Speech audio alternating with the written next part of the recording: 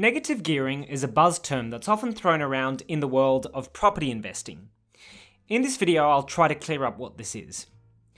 To illustrate, let's say you've just bought an investment property worth $500,000. In order to buy the property, you've also taken on a $400,000 mortgage debt with an attached annual interest rate of 5%. So if we do the maths, 5% of $400,000 is equal to $20,000, which is the dollar amount of annual interest.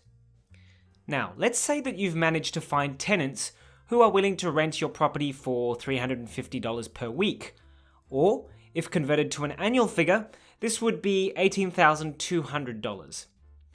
What you now have is a situation where the cost of your investment property in the form of interest exceeds the amount of rental income that you're earning from the investment property. This is negative gearing. So what is the point of doing this?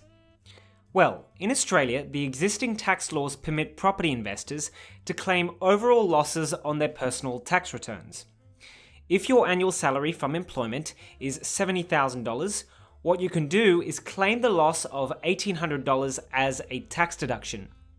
And now your taxable income would instead be $68,200.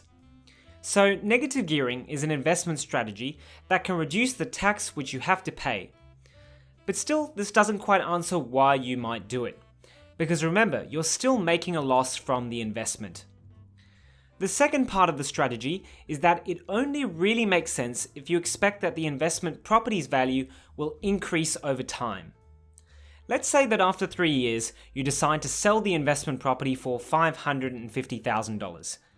This will result in a $50,000 capital gain. If you've made $1,800 in losses over the last 3 years, then your actual return will have been $44,600. Bear in mind that this does not include the capital gains tax you'd have to pay. But still, this is a sizable return over a 3-year period, and this is why many Australians pursue this sort of strategy.